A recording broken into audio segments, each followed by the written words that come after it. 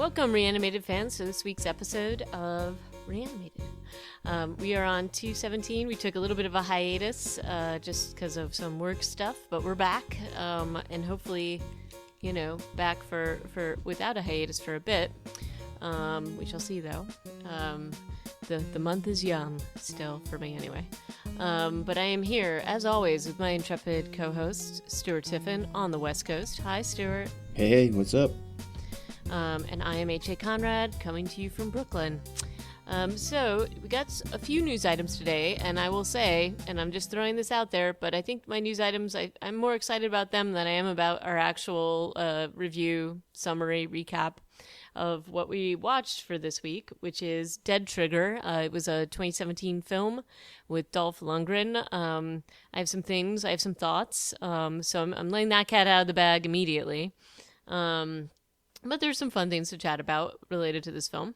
So we're going to get into that. But ahead of that, there is definitely a few news items that we want to talk about. So first up, so I saw a lot of articles about this coming out. It is the, I guess, made for TV, made for just net distribution film, Zombie Tsunami. And it is starring Ion Ziering of 90210 and Sharknado fame, and this is definitely what is very funny is that there is this trailer that came out about it, but then there was also an article that was basically like Zombie Tsunami fills the gap that Sharknado left. Were you aware of a gap that Sharknado was leaving in your life, Stuart? Well, my take on that. No, absolutely not. And as we had discussed before, I was unaware that Sharknado had as many sequels as it did. I definitely watched the first one. We did, or did we talk about this? I watched it on a train somewhere, and it was so bad, but really ridiculous, and that's kind of their thing. I think Ion Ziering is really excited that his career was somewhat resuscitated with this, though I don't think he anticipated that there would be 6 films of Sharknado. But now he's jumping full-throated into zombie tidal wave, and more power to him. I guess you got to keep the lights on somehow. But it does not look good. The trailer is a little rough. It's definitely in that same kind of let's get so ridiculous that people think it's funny. It's not. There has been no effort put into anything really, other than just silliness. This apparently premiered yesterday, which so quite timely. Yeah. So anyway, I may check it out if I'm really bored, but it's sort of I don't know, it's kind of like a joke that goes on too long, and I don't know that I necessarily need to sit through this whole thing, but I will make an effort if you want to talk about it. I suppose it'll have to be a really slow news month, but yeah. For us to do it, yeah. And then next up is something I am very excited about, which is Little Monsters, and we've talked about this. Well, you might not be that interested in seeing it after you watch this trailer, which, man, this is gonna be a tough one to watch because it combines some of your least favorite things. I know, but I don't know. Yeah, it's gonna be harder for me to watch. Also hard for you to watch, I think. Yeah. But it does have zombie children. And that's little normal children. And there are some really funny parts of the trailer, and it's definitely got a bit of a Shaun of the Dead feeling to it. But the addition of the children is going to make this really hard. There is a particular scene with Josh Gad, who also stars in this, where so I watched this trailer while Stuart was listening, and I had an audible there while watching a specific scene. And if that is what this is going to be about, this might be hard, but I will definitely still watch this. And I'll also go on record as saying Lupita Nyong'o is probably one of the most beautiful women on this planet. So, well, Josh Gad looks like he's going to be a real highlight, and Lupita Nyong'o too. But they're the only 2 adults who really had lines in the trailer, though. So it'll be hard. We'll have to see if anybody else gets involved more. Yeah. But based on the trailer, I'm pretty excited, cautiously, because if it is all kid eating, then I'm gonna probably have to check out at some point. But the thing is that we're still waiting to see what a release date is. I wonder if they're going to throw this around Thanksgiving, because the release date in the UK is November 15th. It's still TBD for the US, and it's like Hulu is working with a company called Neon to do the distribution. It may be a streaming only, but I kind of feel they're going to release this in the theaters at least on a limited basis. It feels like they're going to. But given the content, maybe they're worried about some uproar, and that's possible. So we'll see what happens, and we'll keep you all posted, because I know you're really excited about this. All right, we want to jump into the next piece. Yeah, so Walking Dead has been promoting their new spin-off, and details continue to trickle out. New cast members are getting added. And so this is kind of like not new news, but since we've been off air for a few weeks, people who've been following this have probably already seen it on social media or wherever you get your Walking Dead news. But the spinoff has a working title now, which I have already forgotten. But apparently they're not going to use the words Walking Dead in the title. It's just going to have like its name. And do you remember what that is, HA? No, I don't either. It also has slipped out of my consciousness. Is it like Momentum or something? It's something like that. It's something weird like that. It's Monument. Interesting. It's interesting because it's like, I get it sort of, but I think, if people were like scrolling through things and they're really into The Walking Dead, maybe taking that out wasn't such a bright idea. But I guess they feel like they can kind of like do this without it. I don't know, but we'll see.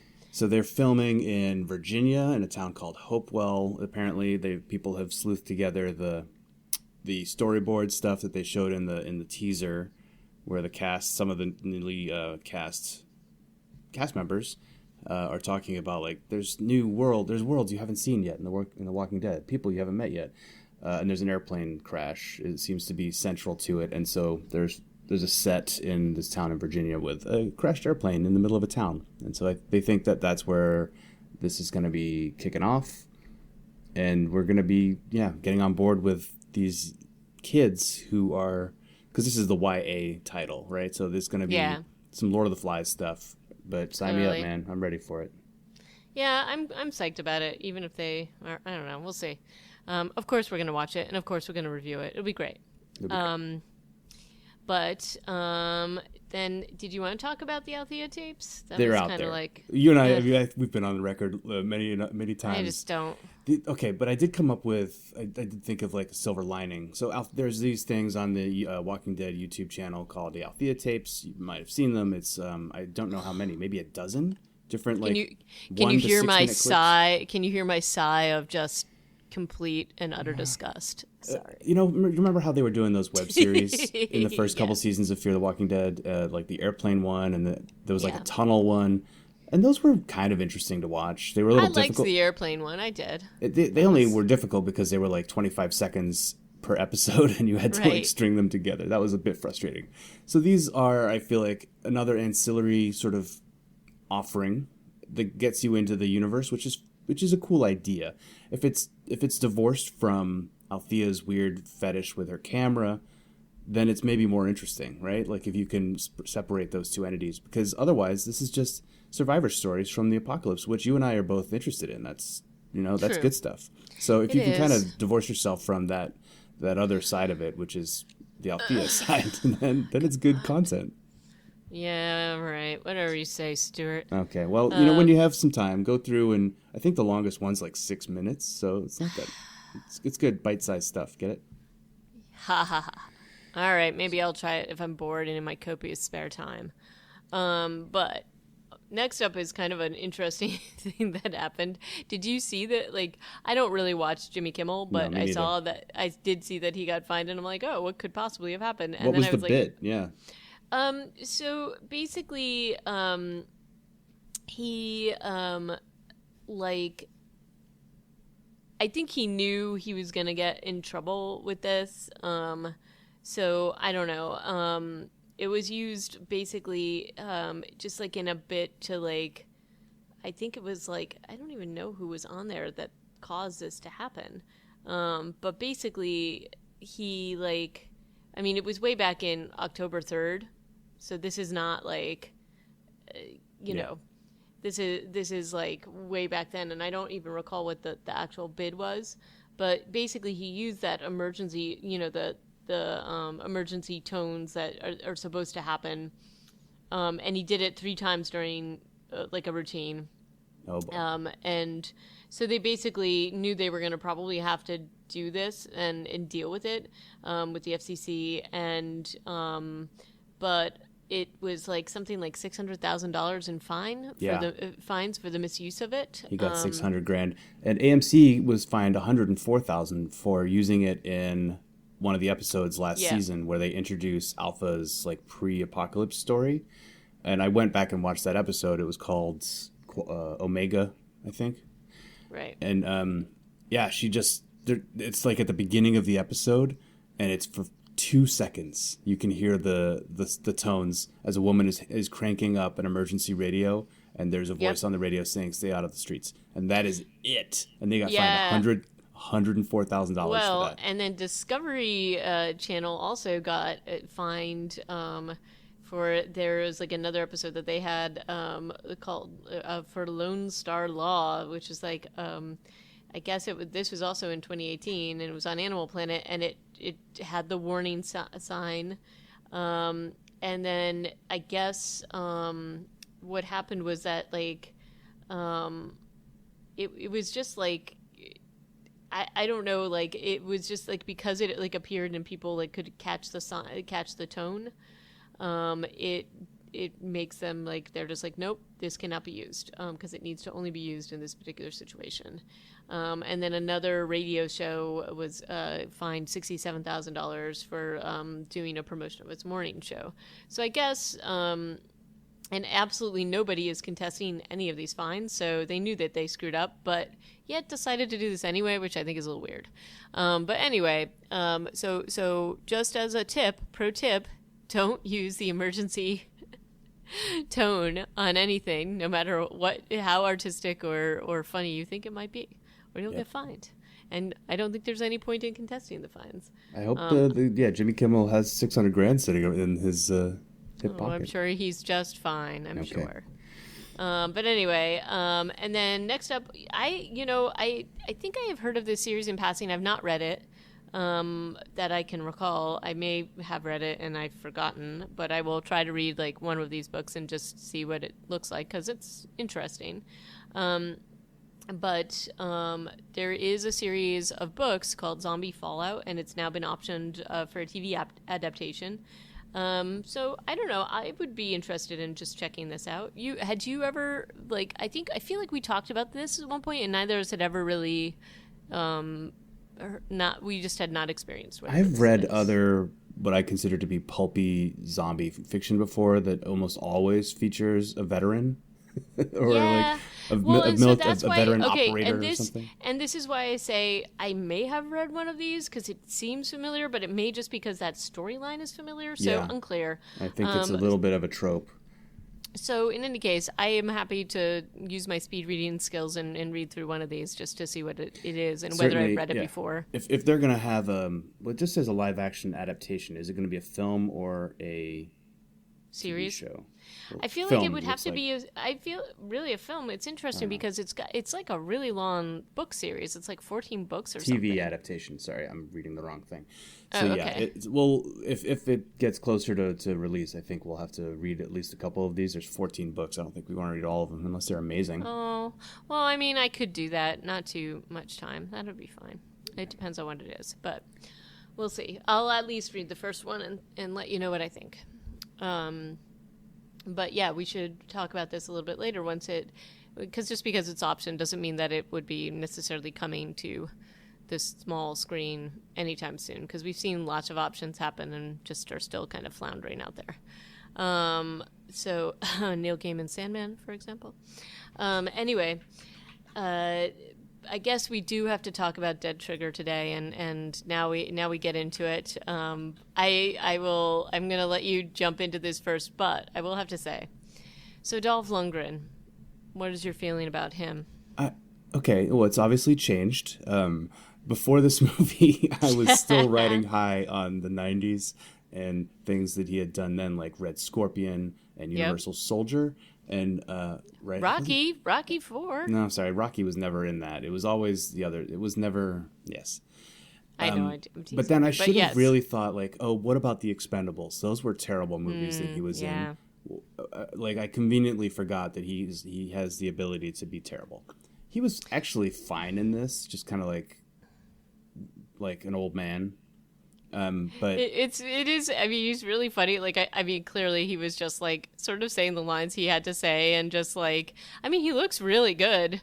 he delivered his lines in a better than some of the other people on that. Oh, this is a rough one. Okay, can we just say that this is like a 0 out of 5 stars movie? But I would say he's 61, and he's looking pretty good. He's looking great for 61. The other thing that, I mean, I think we ever talked about his past? Like, the man is actually like kind of he's really smart. He was a Fulbright scholar at MIT. He has a master's degree in chemical engineering, and a degree in he has that's what he got his I guess the equivalent of bachelor's, and then he got his master's later.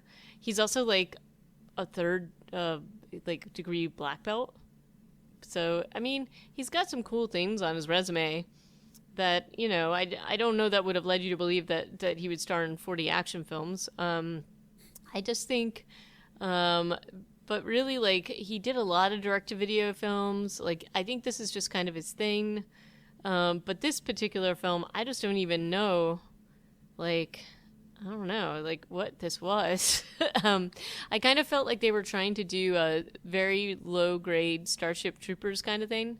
It's like a bait and switch at the end. Yeah, true. And even from the beginning, so basically they set this up in the normal, sort of normal way that you would do. They have this guy doing a voiceover talking about what happened. He does the usual, zombie apocalypse things. And, it feels very much like a propaganda thing, even in the way that the first part of it goes. Did you feel that way too? Yeah, absolutely. But it's no Paul Verhoeven or whatever that guy's name is, so it never quite gets back to the quality of Starship Troopers. Oh God, no! Oh no, this is not. I did not mean to make that that is not what I was trying to imply at all. But that's sort of in my mind. If someone's like, "Oh, remember that Starship Troopers movie? Maybe you should do that with this one." Second billing in this cast is Isaiah Washington, who at one time Grey's Anatomy was a big deal. Yeah, he got fired from Grey's Anatomy, but not because he was a bad actor, because he was kind of an asshole. He was making fun of another cast member or something. Yeah. But how the mighty have fallen. Not only is he in this movie, he gets killed off really early, or maybe that was something he asked for. Maybe he just couldn't go on. Yeah. I mean, this is pretty bad. I mean, there's the dialogue, the writing, the acting. This is all pretty rough. The sets. The sets. It's just. I mean, some of the best parts of this are just there's moments when an actor will walk in and say something and there's a pause, oh wait, is it supposed to be my line? The editing couldn't even take care of that. It's really rough. There's even sort of appearances of characters, and they sort of address the fact that they've appeared but not really anything else, the twins, whatever they were supposed to be. Yeah, that was a great introduction. Also, we have to consider that the original director for this film and the video game company, because this is based on a game for mobile, for phones. Let's also make that clear. They all left production after 2 days. Oh, because it must have been so bad. They were all right, no, we're not going to do this. Creative differences is what they cited, and we're peace out. 2 days in. Well, so what I was thinking just while watching this was that they had a bit of a budget to do something. Maybe they thought it would be a good advertisement for the games, because that's kind of what it feels like. Is just this really long. I mean, did this movie really need to be an hour and a half? I don't know. It could have been half an hour. We would have been okay.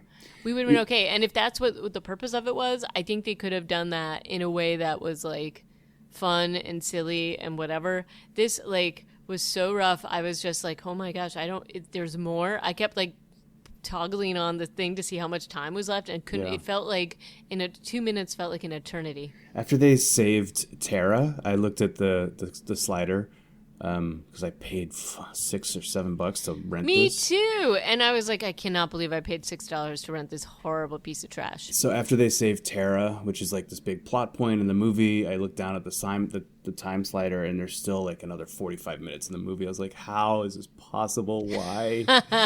We had to go to that church and do all that other stuff. But I kind of want to go a little bit through this. I know you want to put it behind us, HA. I do, desperately. So this movie begins with like this CSU, which is California State University. In this case, it's Contagion Security Unit or something. Mm-hmm. That starts with this Contagion Special Unit, rather. This recruitment drive by these men in black who show up and then disappear for the rest of the film. No problem. That's very normal for this picture. And they recruit these teenagers who are like wearing VR headsets in the apocalypse. Makes no sense. We have some scenes of like teenagers who lost their parents when they were little kids, but now they're older, like 10 years older, and we have no explanation for what's happened in the intervening time. What we know is that there's been a zombie apocalypse for, I don't know, 10 years, maybe, right? And also, can we point out that with the exception of the one sort of like like mixed martial arts, whatever she's supposed to be, character, nobody else really does, even though they sort of try to give them some kind of skill set, there's really doesn't seem to be any reason that they're being recruited. Like, you're the best of the best. They definitely don't show that they're the best of the best. It's kind of like, oh, you're this person on the street, let's take you. And like that does make the twist at the end more understandable, you know, because it's like, actually, none of you do have skills. Yeah, so that was kind of weird, and I'm just like, why are we going through all of this like background, but not really, with all these characters who don't seem to be really elite and don't see like, and that definitely all of that had very much like a video game quality, like, where they're going to come to recruit you, you're kind of given your like background, and you know, so that felt like that. So I was like, all right, I see where it's going. But man, this thing just was, they get recruited. There's some evil corporation, very much like the Umbrella Corporation kind of thing. Yeah. Cyglobe.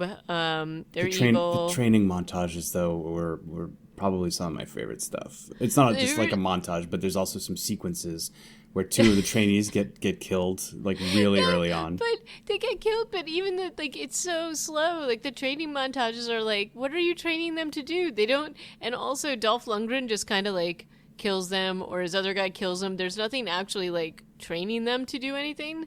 And then even when they're like, oh, now we're going to go out into the field and they're going to save your lives, and it's like they don't even know how to do anything. They don't know anything. Yeah, they're like, the general's like, Walker, bring back my daughter. And it's like, bro, if you're a general, you should have way better people at your command than these idiots.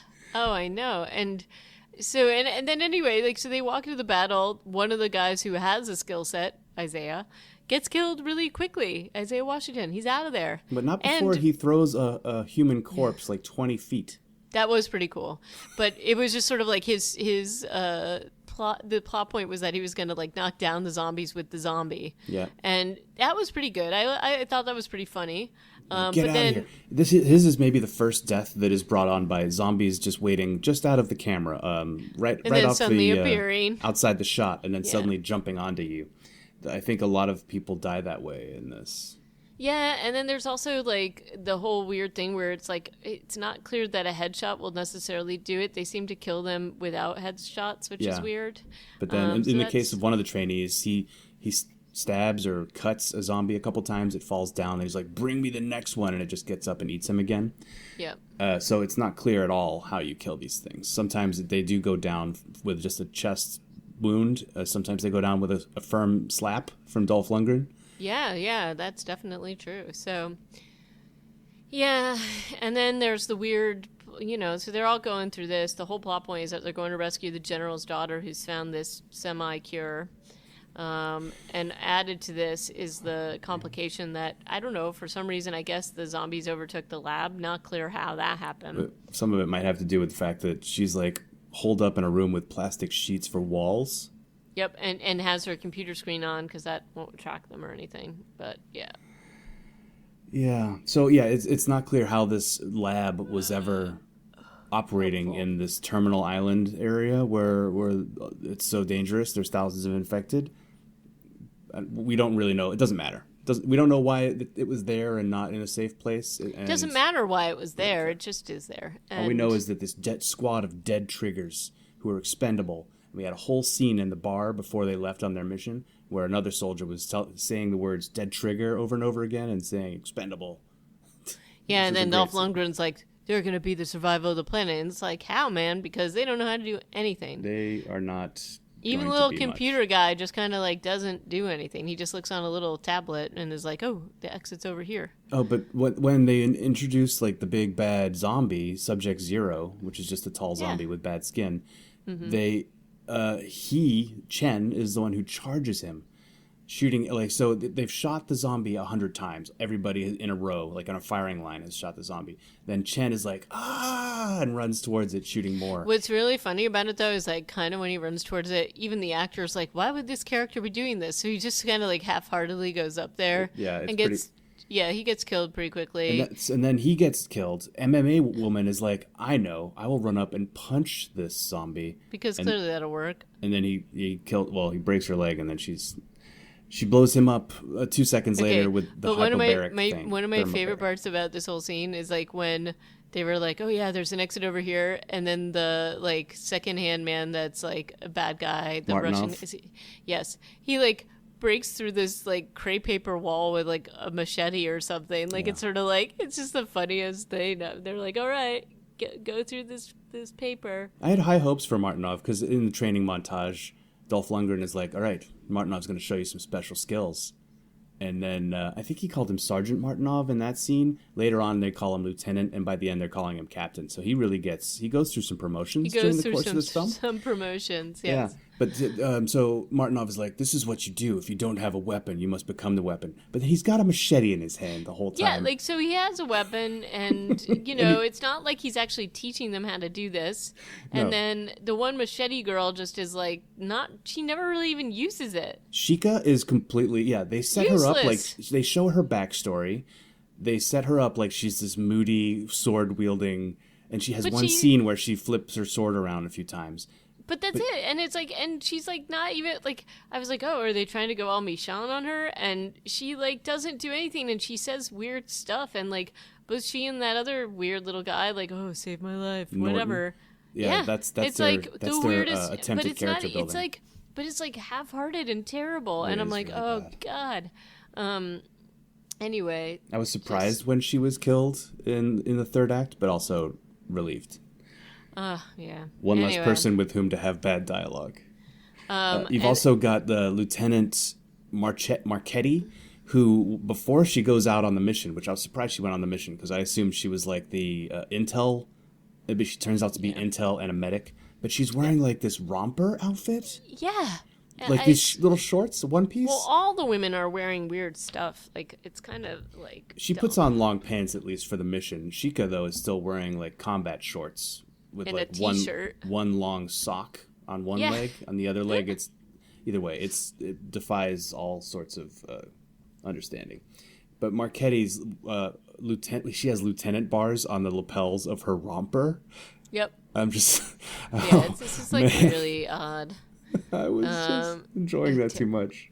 There was also a lot of like I don't know if you caught it, but like, you know, when the zombies, there's like a lot of repeated zombies throughout this, like the same extras, you kind of see them in multiple spots, probably because of their budget. Yeah, it's the makeup, like, man. Some of them just had like green paint on their faces. I know.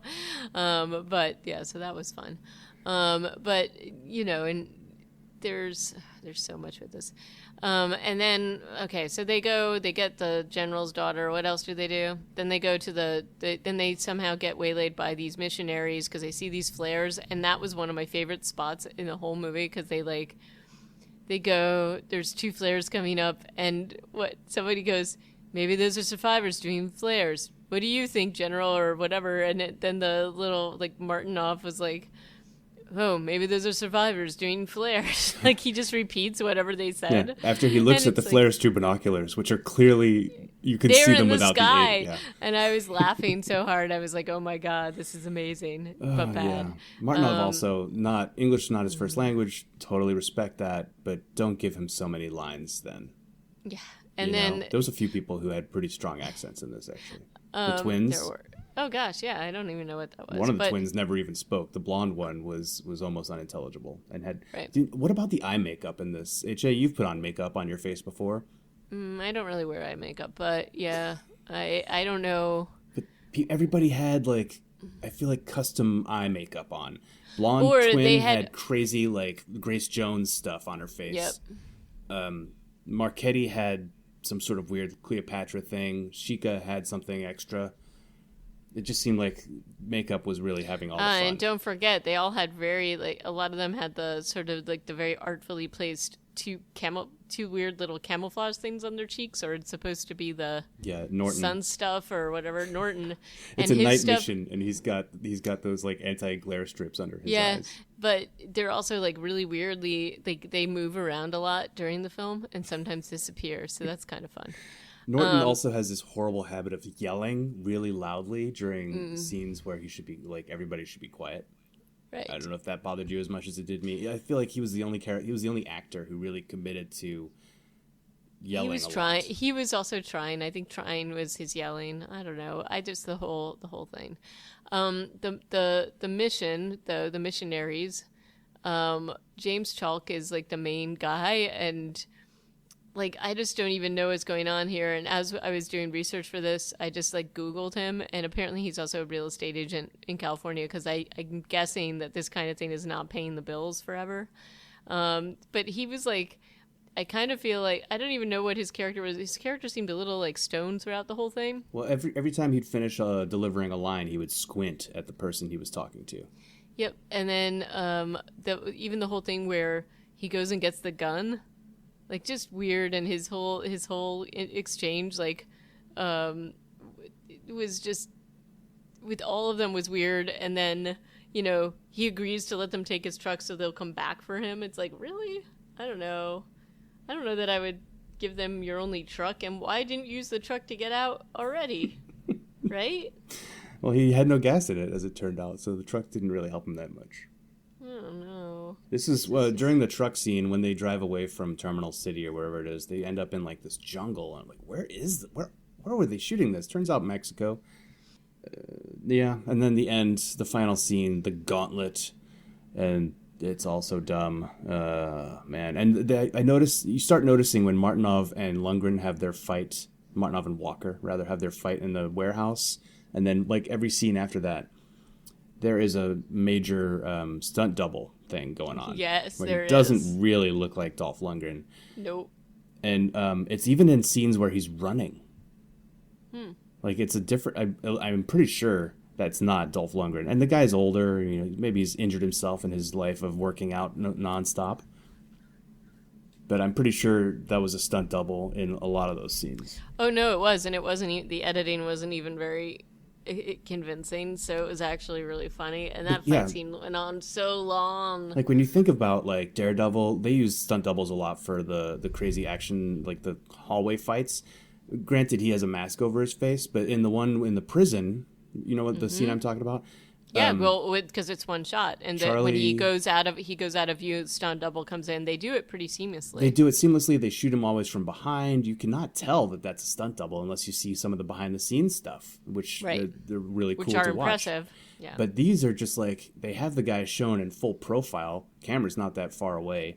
They're just like, well, if you squint, maybe you won't be able to tell that his stunt double is doing all these scenes. It's just, you know. It's just crazy. Okay, I'm sorry. We shouldn't have gone through this in such great detail.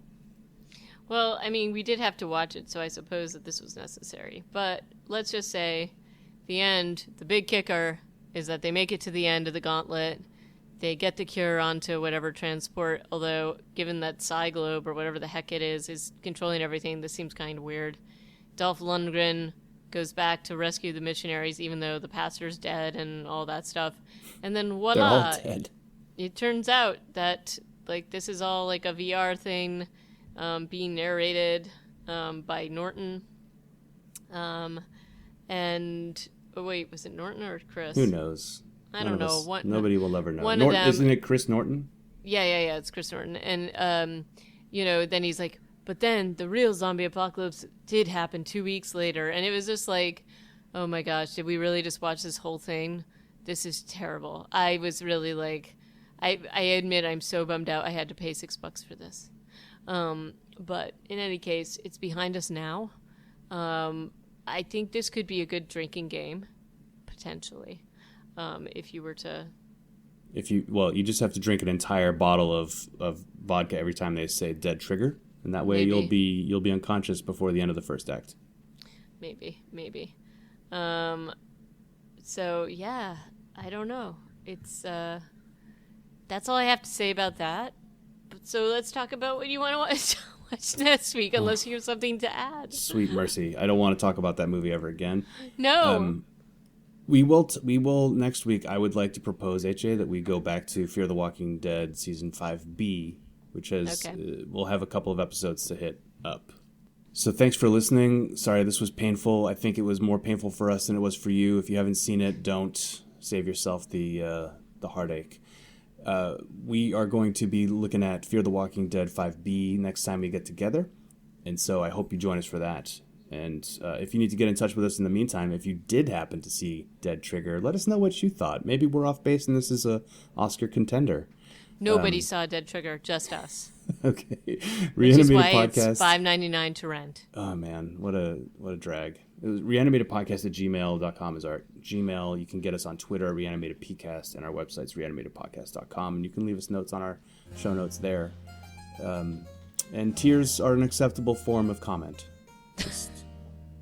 Just to let you know. But anyway, I'm going to say, hey, thanks for listening, and we'll check you guys next time. Ciao.